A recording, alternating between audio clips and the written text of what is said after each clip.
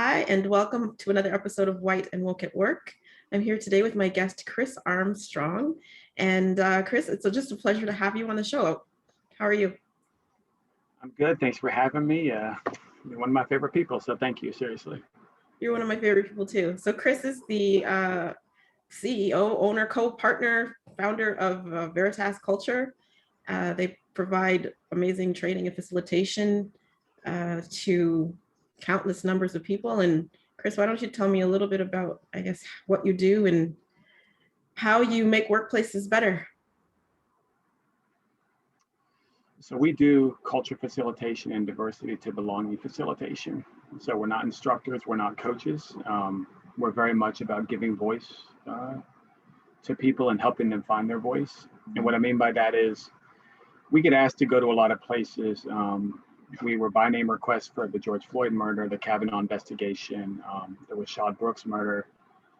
And it's because when we go into situations, we don't go in with canned questions. We don't go in to make it about us. We never have introductions with our resumes or anything like that. It's always helping people figure out how would they describe the situation or their work environment. Yeah. And helping leadership move away from using surveys as means to gauge where people are coming from. If you put them in a room and you elicit authentic trust, you can get them to actually talk. Mm-hmm. You might have to challenge some of what they're saying, but not for the purpose of proving them wrong, but to help them really get clear about what's going on so that we're not painting everything as fruit of the poisonous tree, but the things that are poisonous, we want to root out and we want to get it out. So I would say that's what we do, a lot of facilitation for that reason. It's an awesome facilitation course I participated in and learned quite a bit. Can you tell me a little bit about, I guess, how you got into this line of work and what made you I guess, the justice-minded advocate that you became? I was arrested 14 times in high school. And in most cases, I was the instigator, and that's the truth. To the point where we were called the Armstrong brothers because me and my two brothers are pretty much the same way, or at least we were. And yet every time we would get to the police station, the speech I would get is, you have to quit hanging around the wrong people. Mm-hmm. But every one of my friends, they just were Black because we lived in a very integrated neighborhood. And they were. I'm sorry. What city were you in? So it was a small town in Delaware in Milford. Yeah. And we lived in a part of Milford that was just more integrated. And every time we'd be at the police station, I can honestly tell you, we would get the whole, let me call your mom, she'll come pick you up. And my Black friends were overnight in jail. That's a fact. And when I joined the federal government, I would sit on interview panels and we would literally have conversations when someone left the room about the fact that they weren't as articulate or that they weren't qualified. And when I would ask why, I would get things like culture fit. So at that point forward, I was just like, I don't want to do HR work anymore because that was the kind of work I did. Mm-hmm. We happened to have a 3-star director who was a Black male, which was almost unheard of when it came to somebody running an agency. His name was Vince Stewart. He's retired now. I went to him and said, do you mind if I focus on culture? He said, not at all. So he empowered me to do it. The rest is history. Basically, the big change was, it's not that they never had anyone focused on culture, but there was always an academic approach. And my approach and Vince's approach was always more like, if culture is collective regard, then let's actually get the collective involved. Quit hiring these big conglomerate outside consulting companies. You and I have had that conversation. Yeah. Who come in and do the same things. We just trained internal people, gave them a lot of power and a lot of authority and a lot of autonomy. Mm-hmm. The culture changed in 9 months, literally, to the point where when we were doing a town hall one day, someone asked in the audience, we've tried this for years. Why do you think this approach is so much better? And one of our facilitators said, it's no longer being done to us, it's being done with us. Mm-hmm. And from that point forward, we were like, we will never take another approach. And Vince and I left the federal government about 2 years into those jobs because we wanted to take that kind of approach externally for the same reason you do. I've seen a lot of your posts where we have to get out of this overblown, overcharged over regimented academic approach and just be freaking human about it. Yeah, I think that's what this is really all about, right? A lot of people ask me, why do you have a show called White and Woke? And is that really the benchmark? And it's not that. It's really just to educate the masses and let them know that waking up is okay to do. I'm hoping that through the series, people see themselves in the guests and can take actions like they do to change things for historically marginalized and particularly Black people in society. So I thank you for what you do. But I just really want to dig into a little bit more about your journey to this work. So you're teenage guy getting in trouble with your brothers, you're hanging out with Black kids, and you're seeing the disparities. I mean, how does that that must have an impact on your psyche, on just what you come to know about your white privilege. Yeah, to be honest, before the term even became vogue, and it is a real thing, so I don't mean that in a pejorative way, but I thought to have a best friend, and my best friend was Black, who didn't come home the same night we came home. Mm-hmm. I mean, there are times where we this sounds so terrible. We liked the run-ins with the cops because we knew that nothing was going to happen to us until we started realizing it did happen to us. Just not us individually, it happened to us as a group, and we'd be at the roller rink, don't laugh, and they wouldn't be there. And we would literally ask ourselves, why are they not there? And I'm not going to lie and say I knew the exact reason at that point in time. Mm-hmm. I didn't put it together the way I can put it together now. I mean, that would be false. But our friends would say to us, well, you don't look like me. Yeah. And right now it's like a duh. It probably didn't actually hit me until I went in the federal government, and then I saw a different side to it, and I was also just more emotionally intelligent. Mm-hmm. But it still bothered me, like, they can't be with us, why? And I do remember a cop saying, you need to hang out with better people, and I'd said, well, you're acting like I had nothing to do with it, because I wanted the credit. This sounds so stupid. I wanted the credit for being the person who thought of the idea. Which is just dumb, but it's just true. And he would say to me, son, you don't have it in you. And now thinking back, you don't have it in you, but they do. They have it in them. Everything's clear. Everything was clear in the government when somebody would say to me, well, you got promoted quickly. I was the youngest senior executive in the history of the intelligence community. Mm-hmm. And people would say, well, you got that job, because you have the credentials. I didn't have a degree. They assumed I had a degree. Right. I had no associates, no bachelors, nothing. They assumed I had one. Mm-hmm. Or somebody would say to me, well, but they want to hear from you, this when it comes to a town hall or something. And I would say, but I'm not a subject matter expert. Yeah, Marcus is, it doesn't resonate as well. Right. And at that point, I was emboldened because I was the senior executive, and I felt like, well, what are they going to do, fire me? And I would ask questions, and I would get the most racist responses in the world. And that's when the privilege really hit in for me. I'm not going to lie, it didn't hit when I was 18. Something didn't seem right, but I wasn't sure what it was. Mm-hmm. And so what is it, I guess, that you can probably identify, because you do this work, in those people that, causes them to create, these arbitrary distinctions? I'm really curious about this, and I think that's part of why I've dug into this series. It's just, I'm curious about humanity. I'm curious about what makes some of us see everybody as equals, and what makes others see people with these, arbitrary differences that aren't even real. They're actually made up. Yeah, race is a construct. That is a fact. Mm-hmm. I think fear is the biggest issue. So if I put on my facilitation hat and I go to root causes, I'm not afraid of a world where I lose power, number one. Number two, I don't feel like someone else's gain is my loss. But if you take these otherwise educated people who don't see privilege, who don't see systemic racism, mm-hmm. And you have a facilitated discussion from my lens, where I don't facilitate, I don't ask canned questions, I don't put words in their mouth. Almost any other aspect of life, they can talk about, and they're fairly intellectual. Yeah. But what I always see them get caught up in is the fear trap. So I'll ask a question like, when was the Civil Rights Act signed? 1964. They'll know that much, probably because they've been through the mandatory training. Mm-hmm. And they'll say like, yeah, but that's the point. That was 56 years ago. So help me understand, why does that matter? Because people have had 5 decades to catch up. So, but here's where the fear comes in. So if Chris and Larry apply for the same job the day after the Civil Rights Act was signed, who's more likely to get the job? And assume Chris is a white male and Larry's a black male. Oh, definitely you, Chris. I mean, I'm not going to say that's not the case.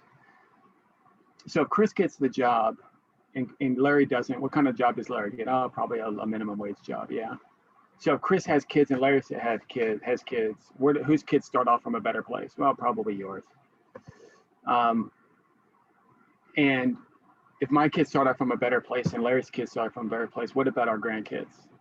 Well, probably yours. Well, guess what? Our grandkids are the people we're talking about today. Exactly. Even when you can walk them through that kind of, I've had to learn to build those sort of mechanisms to help people. They'll still say, well, it still doesn't make sense. So then I'll say, what is really bothering you? Mm-hmm. And they'll say, I just don't need, somebody taking all my hard-earned work. When you say somebody's taking it, who's going to take it? And what would it require for someone to take it? Like, even when you go through all those intellectual conversations that they can't defend, at the very end, what I hear on the inside is, I'm afraid of what the world is going to look like when it doesn't look just like me. Right. It is fear. Fear-driven behaviors is the #1 root issue to diversity, equity, inclusion, and belonging challenges, especially equity challenges. Right. And I see that fear rooted in the fear of, like you said, the loss of power, the loss of access, the loss of wealth. I talked about this, I forget, I don't know if it was in an episode or just in my personal life, just about, the fact that people want to pass on generational wealth. I mean, that's why we have kids, because we want to see our little selves reflected, but we also want to share what we've made, right? And so I feel like in large measure, it's really about, holding on to the resources for their own offspring. And it's how do we get people to this Robin Hood theory where we do have to kind of spread the wealth and make everybody make a little bit more equitable in society, so that there's less disparity and less challenges and less problems and less racism. Let's just be real. Like, it's not it's not what we should be dealing with in 2021 at all. And to me, that's even more about fairness and what's entitled. Yeah. So to me, equity is like equalized access and opportunities. And I can get, I'll just say, white people who look like me to agree with that to some degree. But there's a fairness to this. If I owned a multi-billion-dollar company and had anything to do with, I'll just say, the service or the restaurant industry that unfairly but statistically enough people of color and women tend to work in more often than not. Mm-hmm. What I'm basically saying is I've made this company that's worth $240 billion. I myself am worth $17 billion. And instead of telling that person, for equity's sake, pass down some of that, I'm going to say the only reason you're making that money is because of the people who work for you. Right. And as much as you'd like to acknowledge that you care for what they do, you're not willing to acknowledge them financially. And so somebody who says, well,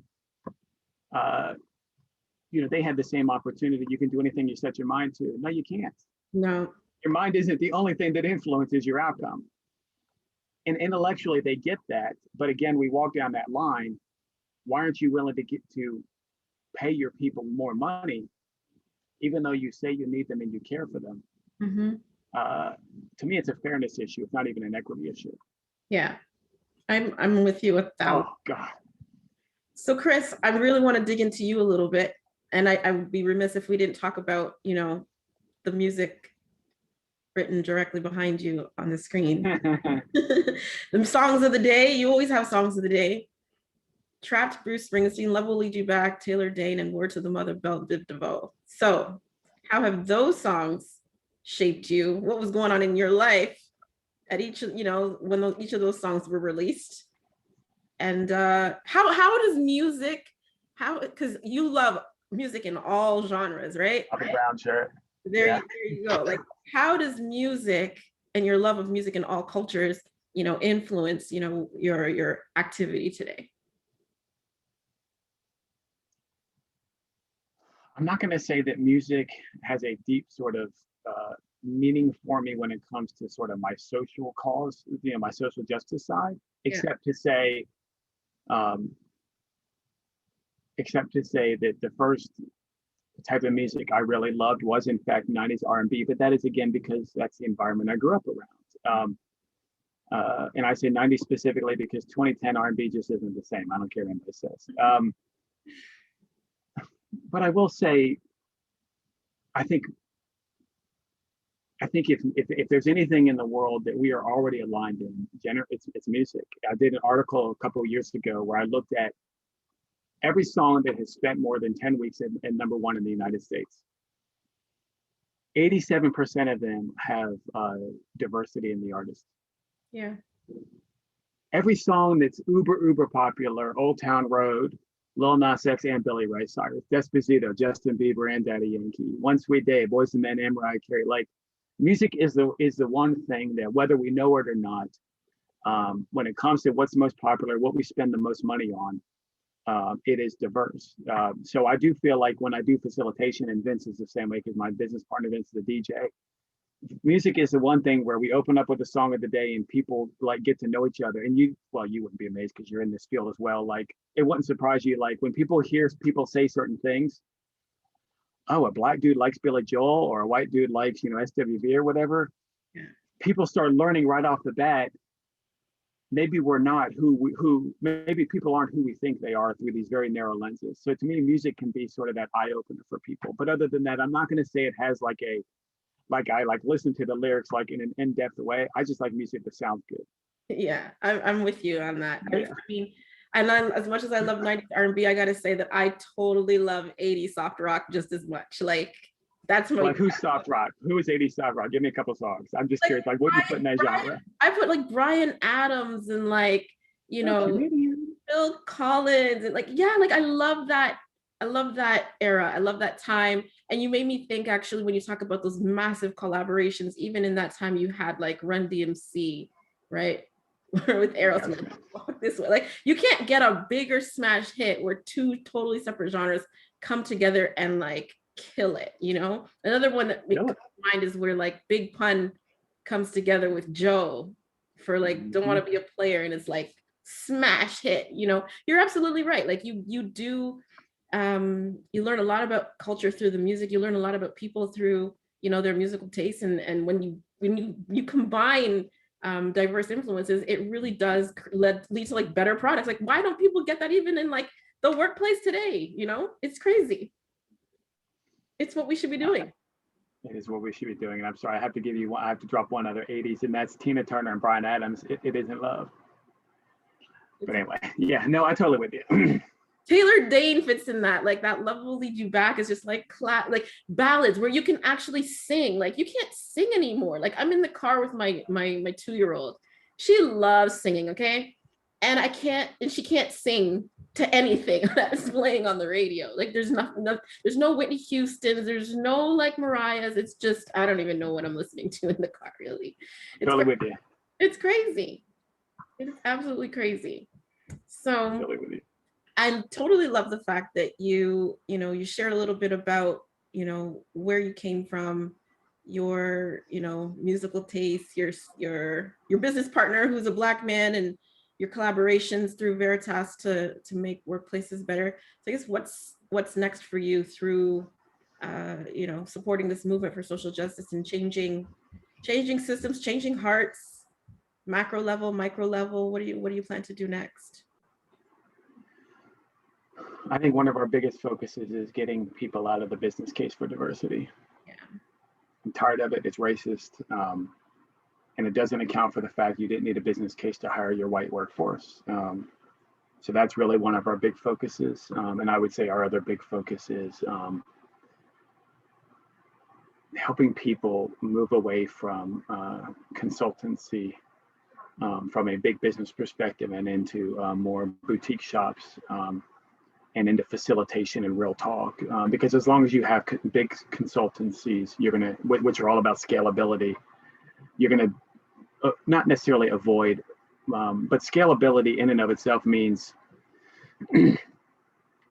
I want to deliver training for you, but it needs to be online and it needs to be, you know, computer based. Why? Because that's more cost effective for us. We make more money, we can sell more products. Scalability also means I need to be worried as much about whether you're going to keep me as a client as I do about impact. And those two sometimes mean that I'm not going to tell the truth, or I'm not going to, you know, we're not going to be as bold as we should be in ending racism. So it's this very much like, let's toe the line, talk on eggshells, walk on eggshells approach. So that's our two big focuses: helping small boutique companies, of which we're one, although we've grown a bit, and helping clients get away from that business case for diversity and scalability mindset into a get real. And if you're worried about lawsuits around getting real, look at all the lawsuits you're already facing. Like, there has to be this, again, fear. We have to eliminate the fear, and we have to eliminate treating people like they're a business. How did you get the fear out of your life? Was it just really environmental, or was there something that you had to overcome at some point and like wake up? Oh, I definitely had to overcome it. I mean, when I thought back about it, there were definitely times in my 20s where I was one of those people who were like, I had Black friends, but darn it if I'm gonna, you know, give up my livelihood. I got to think about this because I don't want to just give a canned answer. I think what happened to me, not to me because it didn't happen to me. I think what happened in my environment was so before Vince, I worked with a gentleman named Wayne Stone, who's like my hero, who taught me, quite literally taught me almost everything I know about facilitation and diversity and belonging. But, and I'd never seen Wayne cry before. Yeah. We were both senior executives at the same time. We were both chiefs of staffs. He was a Black male, I was a white male. But one time we were out for dinner, and he wasn't crying, but he was broken up a little bit. And I said, what happened? And he described a situation that would have only happened to a Black male. I was probably 31 at the time. And I can honestly remember leaving the restaurant and thinking, not only does that not happen to me, it would never happen to me. Wayne has a master's, he just got his doctorate. I don't even have an associate's. We're at the same level, and I get treated better. He was a retired 05 in the Army. I got out of the military as an E4 in the Navy. And I honestly remember driving home and saying, I cannot call myself a friend of Wayne's if I tolerate what he just told me. Right. Because my normal self would have been like, go back to work, do what I can around the edges to protect Wayne. But Wayne wasn't just talking to me about Wayne. Right. Wayne was talking to me about his daughter who was in the Air Force. He was talking to me about his son. He was talking to me about people that he knew. And then sort of, what's that word called? Where it happens again, it's like deja vu. The very first time Vince and I worked together outside the government, we're driving to a client. He gets pulled over, and within 45 seconds, there were three different cop cars around him. Retired military, E8, most senior person, or E9, most senior person you can get. So the Wayne thing was really the key. Yeah. And then when I got out again with Vince, we just doubled down, and we're like, after that pullover, we were like, that's it. We're not going to be mean, but we're also not going to be your everyday consultants who just like, let's make the client happy. Customer's always right. You either want the honest truth or you don't. Yeah.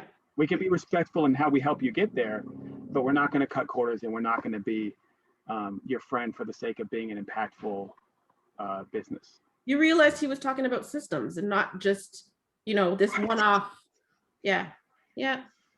And it didn't strike me until then. And then after that, it was sort of I saw it everywhere. You could, yeah. And that's, what you're remarking on is what Sally Casperton, another guest on the show, very early on in the season, she said, once you see it, you can't unsee it, right? And that's the truth of the matter. So I appreciate, the fact that you had those experiences and that your friend was able to turn the light on for you, and that you can't unsee it, and you're dedicated your life to doing something through your work at Veritas Culture. I thank you so much for coming on, Chris. You were an awesome guest. And if they need to reach out to you, it's Chris Armstrong on LinkedIn. Yeah, find me on LinkedIn. Easy there. Good start. And happy birthday again. Chris turned 45 yesterday. Thank you very much. You're welcome. We'll Thank you, see you guys Janelle. another time for another episode of White and Woke at Work. Thanks again. Bye. Thank you.